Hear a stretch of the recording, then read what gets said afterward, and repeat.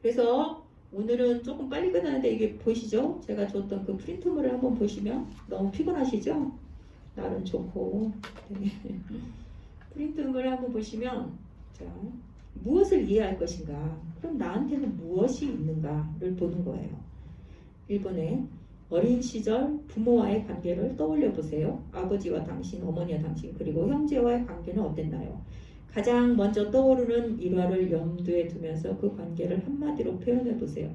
어떤 형용사가 떠오르나요? 내게 아버지는 뭐 이런 거죠. 친절했다. 아니면 아버지를 내가 그렇게 이해하는 거죠. 내게 아버지는 무뚝뚝하다. 뭐 이런 식으로. 내게 어머니는 자상하다. 이렇게 나올 수 있죠. 내게 어머니는 차갑다. 이렇게 나를 안 도와줬다. 저는 그런 그게 많아요. 내게 엄마는 나를 안 도와줬어. 내가 혼자 다 했어.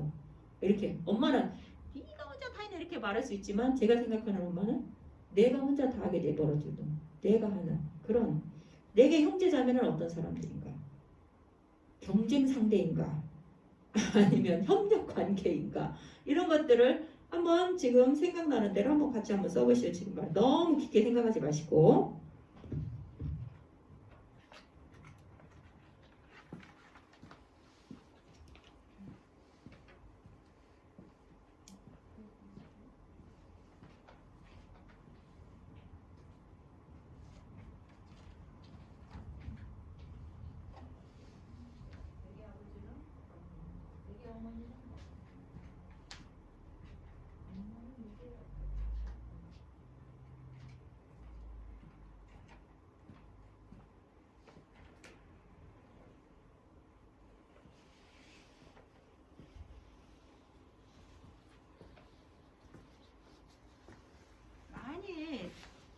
너무 깊게 많이 생각하시지 말고 처음에 딱 떠오르는 게 가장 가까울 수 있어요. 왜냐하면 그것이 내가 평소에 생각하고 있었던 이미지였기 때문에. 내게 형제자매란 어떤 사람들이었는가? 혼자 사는 사람들, 나와 관계가 별로 없던 사람들.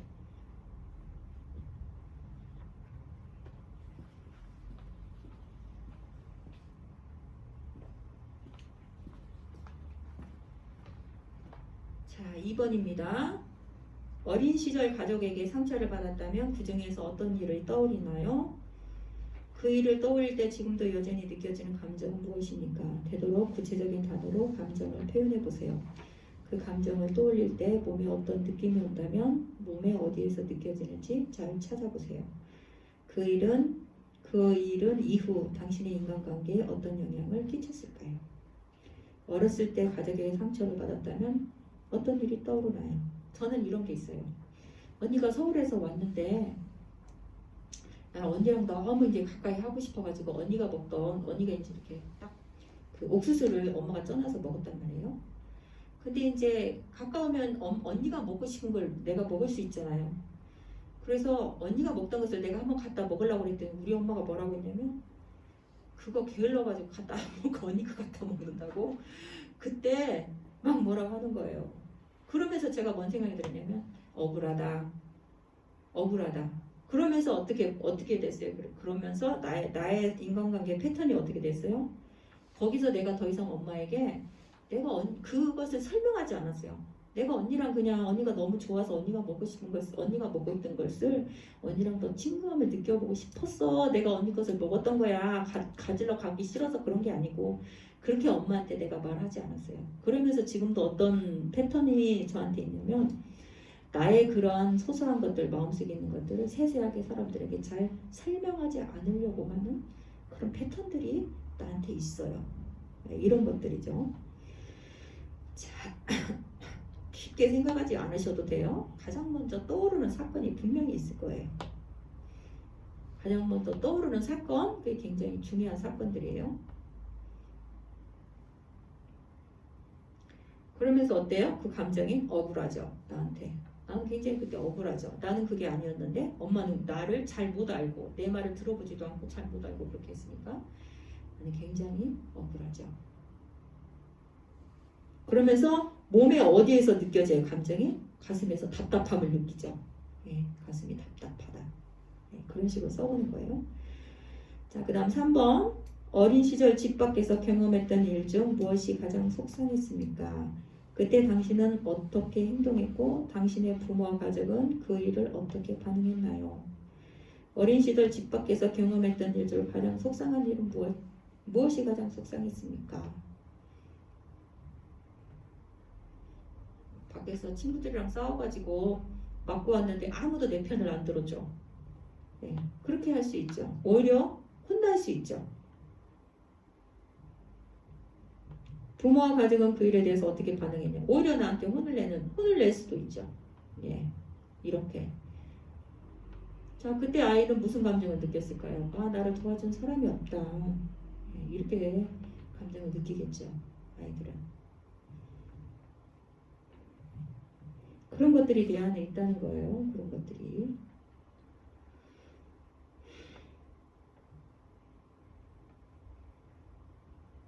자, 4번입니다. 어릴 때 가족에게 당신은 어떤 존재였나요? 아래에서 어울리는 단어가 눈에 띄나요? 어떤 어울리는 단어가 눈에 띄나요? 눈에 띄는 단어가 있다면 왜 그 단어가 끌렸는지, 그리고 그 단어와 관련되어 어떤 일이 떠오르는지 생각해 보세요. 혹시 나를 짐이라고 했는가? 아니면 나를 카운슬러라고 했는가? 짐이었어요. 문제아라고 했는가? 중재자라고 했는가? 거짓말장이라고 했는가? 걱정거리라고 했는가? 공주 혹은 왕자라고 했는가? 삐에로라고 했는가? 귀염둥이라고 했는가? 네, 걱정거리라는 소리를 들었을 때 김점숙 권사님의 마음 얼마나 아팠을까요? 그 아픈 마음이 지금도 있는 거죠. 네, 많이 아프죠? 네, 내가 엄마의 걱정거리가 되었으면 얼마나 마음이 아파요. 그런 마음들이 우리 안에 내 속에 있는 거예요. 내 속에. 네. 귀염둥이, 대리 배우자, 엄마 대신 아빠 대신 대리 배우자, 효자, 있으나마나한 아이, 희생양, 애어른, 부모의 기쁨, 부모의 친구, 화풀이 대상, 무기력한 아이, 이방인. 자, 표시를 한번 해보시고 어떤 생각이 떠오르는지.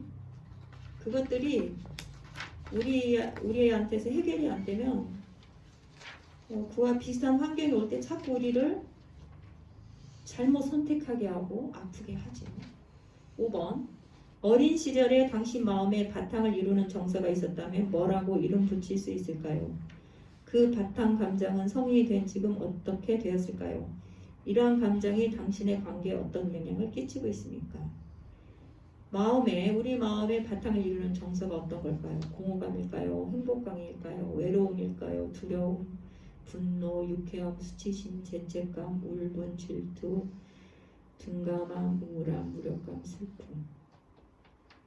내게 있는 불안, 내게 있는 외로움, 두려움은 그 이후 성이 된 지금 어떻게 되었을까요? 그 감정이 커졌을까요? 작아졌을까요? 혹은 사라졌을까요? 어떻게 되었을까요? 이러한 감정이 당신의 관계에 어떤 영향을 끼치고 있습니까? 내가 외로워서 사람을 가까이 하려고 하나? 외롭게 혼자 지낸 사람은 또 같이 지내는 법을 잘 몰라요.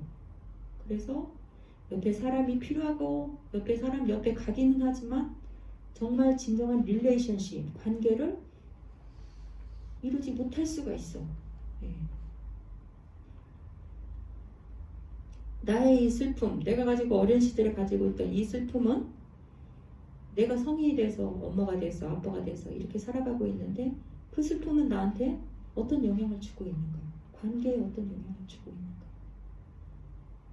분명히 큰 영향을 미치죠, 우리에게. 어떤 식으로든. 자, 6번. 어린 시절 부정적 경험이 성인이 된 당신의 성격에 어떤 영향을 끼쳤을까요? 당신의 인간관계에는 어떤 영향을 끼쳤다고 생각합니까? 특히 남보다 예민하다고 느끼는 부분이 있다면 어떤 상황인가요? 어린 시절 부정적인 경험이 성인이 된 나의 성격에 어떤 영향을 끼쳤을까요?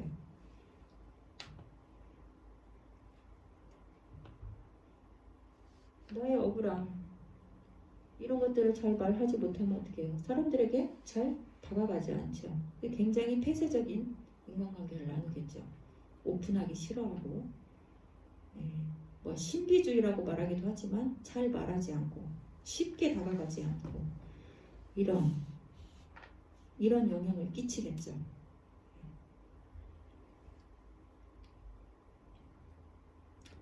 7번입니다. 어린 시절에 부모에게 상처를 받았다면 부모는 왜 그렇게 행동했을까요?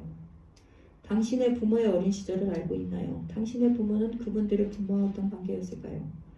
당신의 부모는 어떤 환경에서 자라났으며 부모의 부모로부터 어떤 영향을 받았을까요?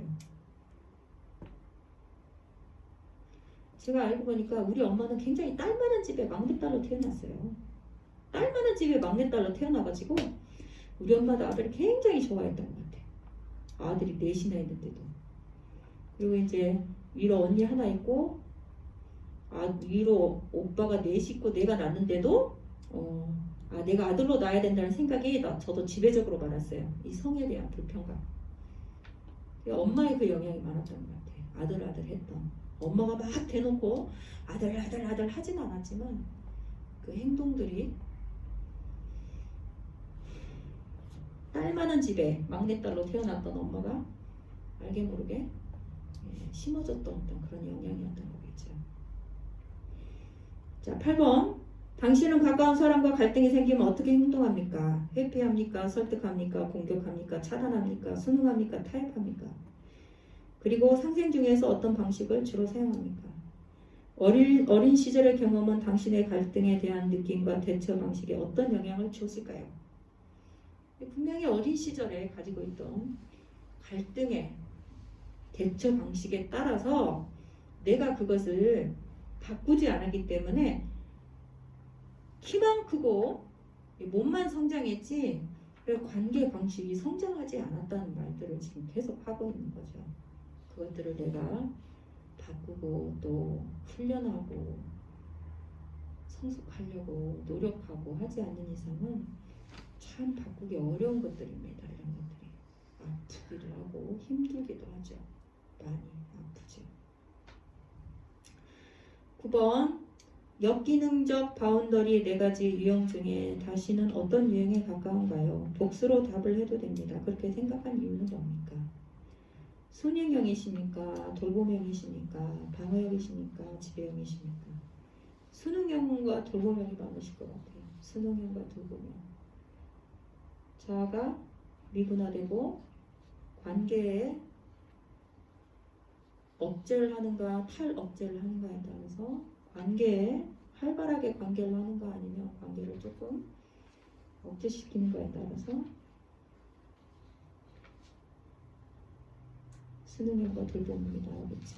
돌봄형도 상대방의 영역을 침입하는 탈억제형이에요. 분화했을 때는 자아가 미분화돼서 여러 사람과 가까이 있으려고 사람과 가까이 있으려고 하죠.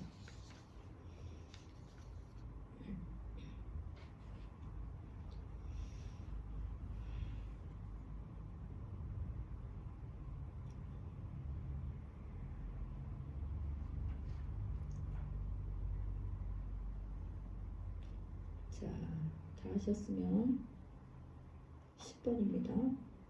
지금 가장 가까운 사람과의 관계에서 습관적으로 반복되고 있는 역기능적 패턴이 있다면 무엇입니까? 지금 가장 가까운 사람, 내 가족과의 관계에서 습관적으로 반복되고 있는 역기능적 패턴이 있다면 무엇입니까? 역기능적 패턴이 무엇이었어요? 방어하는지, 순응하는지, 지배하는지, 돌보려고 하는지 이런 거죠. 역기능적 패턴 4가지 중에서 습관적으로 반복되고 있는 것은 무엇인가?